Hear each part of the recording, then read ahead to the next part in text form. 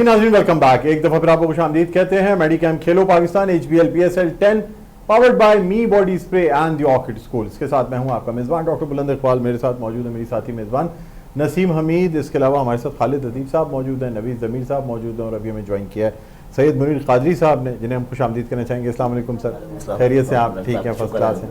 और नाज़रीन, इनके साथ साथ अभी हमें ऑन कॉल ज्वाइन कर रहे हैं बड़े ज़बरदस्त स्पोर्ट्स एनालिस्ट हैं, स्पोर्ट्स एंकर हैं, बल्कि पाकिस्तान में जिस तरीके से इन्होंने एक नया ट्रेंड जो है ना वो दिया पाकिस्तान में स्पोर्ट्स एंकरिंग में और स्पोर्ट्स रिपोर्टिंग में, किसी तारुफ के मोहताज नहीं है।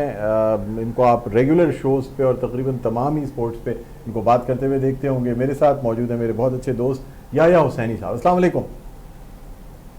वालेकुम अस्सलाम बुलंद इकबाल साहब, आपके साथ नसीम हमीद साहब मौजूद हैं, नवीद ज़मीर है, खालिद अतीफ हैं और मुनीर कादरी साहब। सबको अस्सलाम वालेकुम। थैंक यू सर, बहुत बहुत शुक्रिया याया भाई, आपने प्रोग्राम के लिए वक्त निकाला। सर क्या कहेंगे? सबसे पहले तो आपसे जानना चाहेंगे कि जो कल का मैच हुआ पेशावर ज़ल्मी और यानी जिस तरीके से कराची किंग्स ने फतह उसमें हासिल की, क्या कहेंगे सर? लग तो रहा था एक मौके पे कि शायद पेशावर ज़ल्मी की टीम मैच जीत जाए, लेकिन आप क्या कहते हैं, टॉस जीत के पहले फील्डिंग करने का फैसला या फिर वैसे ओवरऑल परफॉर्मेंस सही नहीं थी पेशावर ज़ल्मी की? बुलंद, देखिए बात दरअसल ये है कि कल के मैच के बाद एक बात तो तय हो गई कि आज का जो मैच है लाहौर कलंदर बनाम पेशावर ज़ल्मी, अब वो एक टीम को आज टूर्नामेंट में मुल्तान सुल्तान के बराबर में ला खड़ा कर देगा। और कल के मैच के हवाले से अगर आप बात करें तो मैं सोशल मीडिया देख रहा हूँ और बाबर आजम के चाहने वाले, बाबर आजम पाकिस्तान के बेहतरीन खिलाड़ी हैं, वो एक बात है ये समझ रहे हैं कि जी बाबर आजम जो है वो उनकी जो परफॉर्मेंस है बहुत ही अच्छी है, इसमें कोई शक नहीं है। 49 गेम के ऊपर 94 रन की इनिंग, लेकिन सवाल यही है कि पेशावर ज़ल्मी खड़ी कहाँ है? पेशावर ज़ल्मी इस वक्त दरिया के किनारे खड़ी है। आज अगर कलंदर ने उसको धक्का दिया तो वो पानी के अंदर डूब जाएगी, अदरवाइज अगर उन्होंने कलंदर का हाथ पकड़ लिया तो वो अंदर आ सकते हैं। कल के मैच को अगर आप देखें तो नो डाउट खुशदिल शाह और नबी ने जिस तरह की परफॉर्मेंस का मुजाहरा किया, उन्होंने मैच को पलट के रख दिया। आखिरी 4 ओवर में 70 रन जो उन्होंने बनाए डेली उन्होंने खत्म कर दिया। 16 ओवर के बाद 167 थे, 2 आउट थे कराची किंग्स के, और इस मरहले पर पेशावर ज़ल्मी के 169 थे और 1 आउट था। बिल्कुल। लेकिन जो सबसे इंपॉर्टेंट चीज है, मैं एक बार फिर ये बात करना चाहूंगा, एनीबडी गेम था, बस फर्क बहुत डाल दिया था खुशदिल शाह ने और नबी ने। ऑन द अदर साइड मुझे 96 वर्ल्ड कप याद आ गया जब वकार यूनुस और आकिब जावेद के आखिरी 4 ओवर में 39 रन बने चीना कौमी क्रिकेट स्टेडियम बेंगलुरु में। अब कल के मैच को अगर हम एनालाइज करें तो वार्नर ने इनिंग खेली और एक बाबर आजम ने इनिंग खेली। ठीक है, बाबर आजम तने तना मैच को लेकर चले, लेकिन उस बात को अंडरस्टैंड करने की जरूरत है कि हम मॉडर्न डे क्रिकेट में बहुत पीछे हैं। जब आप टारगेट को चेस कर रहे हो, खालिद यहाँ पर मौजूद हैं मेरे सामने, इन्होंने जिस तरह की परफॉर्मेंस का मुजाहरा किया 7 सितंबर 2016 को एज ए कैप्टन, पहला मैच था ओल्ड ट्रैफर्ड में सरफराज अहमद का, इन्होंने और शर्जील खान ने जो धुआंधार इनिंग खेली थी, मैं वहां पर मौजूद था। तो कल जब बाबर आजम बैटिंग कर रहे थे तो उनको इस बात को मेक श्योर करना चाहिए था कि पहले 10 ओवर में मैक्सिमम जितने रन हासिल कर सकें कर लेते। बिल्कुल, वो चीज नजर नहीं आई। बाबर आजम पूरे ओवर खड़े रहे, लेकिन जो 12 का औसत था जब वो छोड़ कर गए तो 15 पे आ गया था। तो सवाल फिर यही आ गया कि ये कौन सी मॉडर्न डे क्रिकेट है? ठीक है। अच्छा या बिल्कुल सही कह रहे हैं आप कि यानी ये कप्तान की बहुत बड़ी जिम्मेदारी होती है, खासतौर पे जब एक बड़ी इनिंग भी खेल रहा हो और क्रीज पे मौजूद हो, तो ये सारी कैलकुलेशन सबसे ज़्यादा जो है ना कप्तान के ऊपर आती है कि वो किस तरीके से शुरू में इतनी औसत लेके चलते कि आने वाले बैट्समैनों के लिए प्रॉब्लम ना होती। अच्छा जी बिल्कुल। अच्छा ये भी आपसे जानना चाहूँगा, आप जैसे आज का जो मैच हो रहा है वो क्वेटा ग्लैडिएटर्स और मुल्तान सुल्तान्स के दरमियान, तो क्या कहेंगे आप? शुरू में तो मुल्तान मतलब क्वेटा ग्लैडिएटर्स के लिए बड़ा हलवा मैच लग रहा था, लेकिन अब जिस तरीके से उनकी विकेटें गिरी हैं, तो क्या समझते हैं आप कि कोई मैच में अपसेट हो सकता है? अपसेट इसलिए कहूँगा कि अगर मुल्तान सुल्तान मैच जीत जाती है तो एक अपसेट ही कहलाएगा। 9 मैच खेलने के बाद सिर्फ 1 मैच उन्होंने जीता है, क्या कहेंगे आप? नहीं, अपसेट तो मैं नहीं बोलूंगा क्योंकि आज के नतीजे का कोई फर्क नहीं पड़ने वाला पॉइंट टेबल के ऊपर, सिवाय इसके कि मुल्तान सुल्तान 2 कामयाबियां टूर्नामेंट में हासिल कर लेगी और प्ले ऑफ के लिए पहले कोटा ग्लैडिएटर क्वालिफाई कर चुके हैं, उनको भी कोई फर्क पड़ने वाला है नहीं। वो क्वालिफायर में ही रहेंगे, ऐसा नहीं होगा कि आप अगर हार जाएंगे तो वो क्वालिफायर से बाहर हो जाएंगे, वो क्वालिफायर में ही रहेंगे। हाँ, ये जरूर है कि नफसियाती तौर पर किसी हद तक उनके जो क्वालिफायर खेलने की उम्मीद है और क्वालिफायर में खेलने का जो एक मोमेंटम है उसको किसी हद तक झटका पहुंचेगा। लेकिन इस बात को भी आपको समझना चाहिए कि आज के मैच में दो इंपॉर्टेंट प्लेयर नहीं खेल रहे हैं। राहिल दोस्तों नहीं खेल रहे आज मोहम्मद आमिर नहीं खेल रहे, तो इस चीज को भी आपको मद्देनजर रखना होगा। लेकिन बहरहाल इस वक्त हसन नवाज और फहीम अशरफ जिस तरह बैटिंग कर रहे हैं, अभी फहीम अशरफ जो है वो आउट हुए हैं। 18 गेंदों पर 27 रन मुश्किल नहीं है, क्योंकि हसन नवाज इस वक्त क्रीज पर मौजूद है। एक बहुत अच्छा मैच वो खेल चुके हैं और इस वक्त 24 गेंदों पर 39 रन बनाकर बैटिंग कर रहे हैं। तो हसन नवाज जब तक क्रीज पर मौजूद है एनी बड़ी गेम है। But on the other side जो आज का दूसरा मैच है पेशावर ज़ल्मी और कलंदर, मैं ये सोच रहा हूँ कि डेफिनेटली इसी पिच के ऊपर वो मैच होने वाला है। तो अगर ये वही पिच है जिसके ऊपर ज़ल्मी और लाहौर कलंदर खेल रहे हैं, तो ये पिच तो फिर लाहौर कलंदर को 100% सपोर्ट करेगी, क्योंकि उनका जो बॉलिंग अटैक है, शकीब उल हसन जो उनकी लाइनअप में शामिल हो गए हैं, तो मुश्किल होगा आज ज़ल्मी के लिए। अच्छा, यही सब आपने देखा है कि जिस तरह से हम बात कर रहे थे कि मैचेस के हवाले से तमाम बहुत अच्छी परफॉर्मेंस अभी रही है कुछ टीमों की। मुल्तान सुल्तान्स की अगर बात करें तो वो तो बिल्कुल ही अब थोड़ा सा उन्होंने मैच में थोड़ी जान डाली थी, लेकिन आज के जो दो मैचेस हो रहे हैं, एक अभी जारी है और एक दूसरा होने वाला है, तो आपको क्या लगता है कि सबसे बेहतर जो टीम नज़र आ रही है अभी इन टीम्स में से जो आगे आने वाले मैचेस में टफ टाइम देगी, वो कौन सी टीम देख रहे हैं आप? देखिए नसीम, आज का जो सेकेंड मैच है वो इस बात का तयन कर देगा कि कोयटा ग्लैडिएटर तो क्वालिफाई कर चुके हैं कि कलंदर और पेशावर ज़ल्मी से कौन सी टीम टूर्नामेंट से बाहर हो रही है। और एक बात और तय है कि कोयटा ग्लैडिएटर से प्ले ऑफ में जो है या तो कराची किंग खेलेगा या फिर इस्लामाबाद यूनाइटेड खेलेगा, क्योंकि कल जो शाम को मैच होने वाला है, अगर तो इस्लामाबाद यूनाइटेड जीत गया तो फिर नेट रन रेट के ऊपर डिसाइड होगा, क्योंकि 12 पॉइंट ऑलरेडी कराची किंग के हैं। लेकिन अगर कराची किंग जीत गया तो वो क्वालिफाई कर जाएगा फर्स्ट क्वालिफायर के लिए।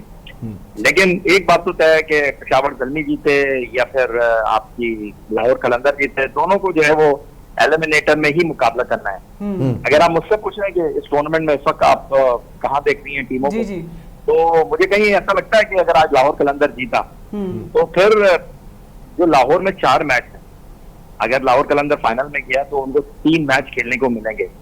और ये बड़ा इंपॉर्टेंट है शाहीन शाह अफरीदी के लिए, हारिस रऊफ के लिए, फखर जमान के लिए। इस टूर्नामेंट में अगर आप देखें तो लाहौर कलंदर वो वाहिद टीम है जिसका टॉप जो है वो पाकिस्तान के प्लेट के ऊपर डिपेंड कर रहा है।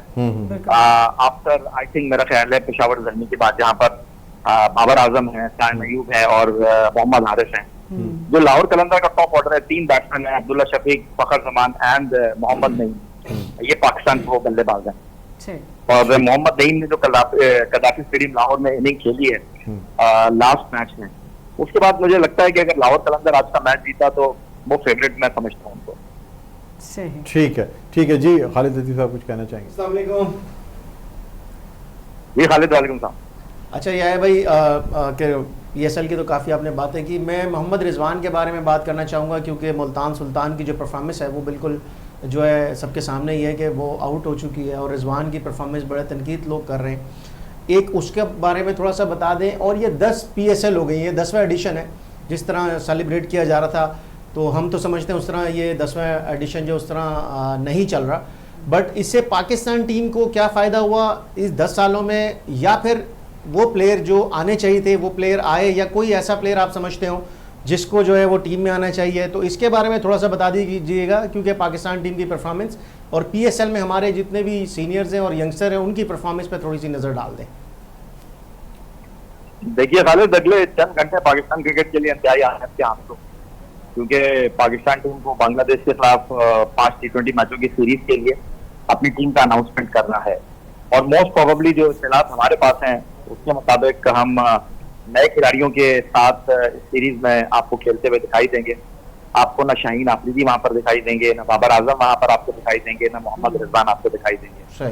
तो ये पाकिस्तान क्रिकेट के लिए एक अच्छी बात है कि हम नौजवान खिलाड़ियों को मौका दे रहे हैं, इस बात से पता नजर कि हम हार जीत को फसे पोष डाल दें। जहां तक आपने बात की कि हमने 10 साल में हासिल क्या किया पाकिस्तान सुपर लीग से, 2016 में ये PSL स्टार्ट हुई थी और आप इस्लामाबाद यूनाइटेड का पार्ट थे। हमने जो 2017 की चैंपियंस ट्रॉफी जीती, उस चैंपियंस ट्रॉफी में PSL के प्लेट की जो इंडक्शन थी आप उसको नजरअंदाज नहीं कर सकते। आपके साथ एक बैड लक हो गई, वरना आपने जिस तरह 2016 में ओल्ड ट्रैफर्ड में शर्जील के साथ इनिंग का आगाज किया था, पाकिस्तान क्रिकेट एक नई सिंध में जा रही थी। जी जी। लेकिन ये कहना कि पाकिस्तान को टैलेंट नहीं मिला, ये कहना कि पाकिस्तान को नए खिलाड़ी नहीं मिले, मैं इससे इत्तेफाक नहीं करता। आप इस मौजूदा पीएसएल को देख लें, हसन नवाज खेल रहे हैं, इस मौजूदा पीएसएल को देख लें, बॉलिंग में आपको एक बार फिर फहीम अशरफ कह रहा हूँ, हसन अली नजर आए हैं, मीर हमजा बहुत अच्छा बॉल डाल रहे हैं, उबैद शाह बहुत अच्छी बॉलिंग कर रहे हैं, नसीम शाह हो गए, उसके बाद अली रजा, नो डाउट कि उनकी परफॉर्मेंस का थोड़ा सा उतार चढ़ाव है, लेकिन इस खिलाड़ी को हम पाकिस्तान का मुस्तकबिल कह सकते हैं। वसीम जूनियर हो गए, फिर मोहम्मद नईम ने जिस तरह लाहौर कलंदर के लिए परफॉर्मेंस का मुजाहरा किया, अब्दुल्ला शफीक जो आउट ऑफ कलर थे वो आपको परफॉर्म करते हुए दिखाई दे रहे हैं, बैटिंग में साइम अयूब हो गए, फखर जमान हो गए, ये पाकिस्तान क्रिकेट के लिए अहम खिलाड़ी हैं। अगर हम इनको वक्तन फवक्तन मौका देंगे, अगर वक्तन फवक्तन हम इनको टीम का हिस्सा बनाएंगे, तो पाकिस्तान क्रिकेट का मुझे लगता है कि फ्यूचर ब्राइट है। हमको आगे देखना चाहिए, ट्राई एंड टेस्टेड खिलाड़ियों से बाहर निकलना चाहिए। बिल्कुल सही है जी मुनीर काजी साहब। भाई मैं ये चाह रहा था कहना कि आज जो दोपहर को इस वक्त सख्त गर्मी में मैच हो रहा है, तो उस लिहाज से क्योंकि मुल्तान बिल्कुल नीचे है और कोयटा करीब करीब बिल्कुल 100% ही कहेंगे कि टॉप पे है, तो अगर इस मैच को ठंडे मौसम में कोई ऐसी डेट पे जब हम रीएडजस्टमेंट कर रहे थे अपने शेड्यूल की, तो क्या ये ऐसे टाइम पे किसी गैप में नहीं हो सकता था? क्योंकि ना मुल्तान से खेल के फ़ौरन उसने जाना था आखिरी 4 मैचेस के हवाले से टीमों के, और ना कोयटा को इससे कोई फ़र्क था। तो आज दोपहर को जो है वहाँ मैं देख रहा था कि बिल्कुल समझ लेना क्राउड अमूमन दोपहर को सर होता भी नहीं है, लेकिन आज इतना एक अहम मैच था कि भाई कोयटा भी अपना आखिरी मैच खेली, कम से कम मुल्तान तो खेल ही रही है आखिरी में। तो आप क्या समझते हैं कि अगर ये शाम को हो जाता कैसा बेहतर था? देखिए मुनीर साहब, अगर आप एक टेबल पे बैठे हो और वहाँ पर अनवाव हमसे खाने रखे हो, तो हर डिश का एक टेस्ट हो नहीं सकता। आप किसी एक को तो कुर्बानी देनी थी, और आपके पास 2 दिन में 4 मैच आपको कराने थे, फिर आपको टूर्नामेंट को लाहौर लेकर जाना था प्ले ऑफ के लिए। हाँ। तो या तो फिर आप एक दिन एक मैच रखते हैं, फिर इसके लिए टूर्नामेंट की कॉस्ट बढ़ जाती, उसके लिए दिन बढ़ जाते। हमें अगर बांग्लादेश के साथ सीरीज ना खेलनी होती तो शायद पाकिस्तान क्रिकेट बोर्ड ये जो है वो दुख उठा सकता था, ये दर्द ले सकता था। लेकिन टाइट सिचुएशन है, फिर ईद भी आ रही है, ये सारी चीजों को मद्देनजर रखकर फैसला करना था। तो इस तनाजुर में जो है वो कोयटा का और मुल्तान का मैच जो है वो आज 3 बजे मुनक्किद किया गया। तो आपकी बात अपनी जगह बिल्कुल ठीक है, लेकिन कुछ मसाइल भी हैं, और मसाइल के साथ ही आपको आगे बढ़ना है। बिल्कुल बिल्कुल। जी नवीद अमीर साहब। भाई क्या हाल है, खैरियत है? जी वालेकुम सलाम। भाई मेरा क्वेश्चन थोड़ा सा सिर्फ ये था कि ये बताएं कि पीएसएल और अगर हम आईपीएल को कंपैरिजन करते हैं, देखिए आईपीएल को चलते हुए तकरीबन मेरे ख्याल से 15 साल के करीब हो चुके हैं, और उन्होंने इंडिया ने जितना ज़बरदस्त तरीके से अपनी टीम अपने लड़के निकाले हैं, ग्रो किए हैं और टीम को नंबर 1 पोजीशन पे लेकर चले गए। तो पाकिस्तान टीम की क्या वजूहत है कि 10 आईपीएल के बाद भी हम अभी तक स्ट्रगल ही कर रहे हैं और पीएसएल के अंदर, और हमारी टीम की जो पोजीशन है पाकिस्तान की वो ऊपर नहीं आ पा रही है? इस पर थोड़ा सा बताइएगा। नवीद भाई देखिए, आप खुद भी क्रिकेट खेले हैं, पहली बात तो ये कि आईपीएल का और पीएसएल का कोई कंपैरिजन बनता ही नहीं।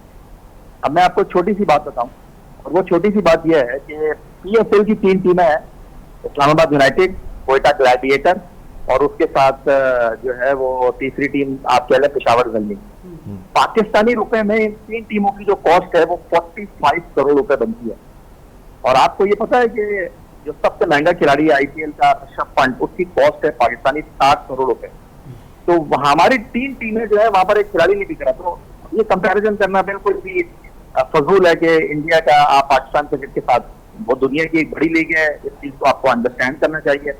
हमारा अपना एक स्टेटस है, हमारा अपना एक मुकाम है, ये सारी चीजें अपनी जगह। आप देखिए 2008 में लॉन्च हुई आईपीएल, और 2007 में भारत ने पहला फाइनल खेला। उसके बाद जो T20 वर्ल्ड कप है उसको जीतना तो दूर की बात है, भारत की टीम आखिरी 4 टीमों में नहीं जा रही। ये तो बमुश्किल लास्ट ईयर वो बारबाडोस में जुनूबी अफ्रीका को हराकर चैंपियन बन गए। बट जो हकीकत पसंदाना बात है वो ये है कि वहां पर एक सिस्टम है, और इस सिस्टम से आप पहलू सही नहीं कर सकते। वहां पर उन्होंने नए खिलाड़ियों को मौका दिया, वहां पर रोहित शर्मा, वहां पर विराट कोहली, वहां पर बड़े खिलाड़ी जो थे, और उनको उन्होंने वक्तन फवक्तन जो है वो बाहर बैठाया, अपने नौजवान खिलाड़ियों को मौका दिया। लेकिन यहाँ पर हमारी क्रिकेट जो है वो चंद खिलाड़ियों की गिर्द आपको घूमती हुई दिखाई दी। जो चंद सालों में हम कुछ मखसूस खिलाड़ियों की गिर्द घूम रहे थे, नताइज आपको मिल नहीं रहे थे, तो आप उसमें किसी लीग को कसूरवार ना ठहराएं, आप उसमें खिलाड़ियों को कसूरवार ना ठहराएं, आप उसमें क्रिकेट बोर्ड को कसूरवार ना ठहराएं। उसमें आप अपने कमजोर सिस्टम को कसूरवार ठहराएं। अगर आपका कमजोर सिस्टम नहीं होता तो आपके नए खिलाड़ी मौजूद होते और आप खेल रहे होते आगे। ठीक है जी, बहुत बहुत शुक्रिया याया भाई, आपका शुक्रिया अदा करना चाहेंगे। इंशाल्लाह आपको हम अपने प्रोग्राम्स में शामिल रखा करेंगे ताकि आपसे जो है ना ये मुफीद गुफ्तगू जारी रहे। बहुत बहुत शुक्रिया प्रोग्राम के लिए आपने वक्त निकाला, थैंक यू। जी तो नसीम एक वक्फा लेते हैं यहाँ पे, वक्फे के बाद फिर दोबारा आएंगे। आपने स्कोर देखा मतलब जी मैंने देखा करीब करीब पहुंच गए हैं और करीब पहुंच गए और 170 पे जो है 7 खिलाड़ी भी 7 खिलाड़ी आउट हो गए हैं। अब तो सिर्फ बहुत 15 रन रहते मुश्किलात में लग हैं रही है और मुझे। एक, हाँ बिल्कुल बिल्कुल 14 रन हैं, 11 बॉलों पे चाहिए। 16 रन चाहिए। हाँ 10 बॉलों पे 14 रन चाहिए, हाँ, 10 2 रन रन बना लिए। बिल्कुल। चलें ठीक है जी नाज़रीन, बात करेंगे मैच, आज के मैच के हवाले से भी और सेकंड मैच के हवाले से भी, लेकिन छोटे से ब्रेक के बाद मिलते हैं एक छोटे से ब्रेक के बाद। देखते रहिए मेडी गेम खेलो पाकिस्तान।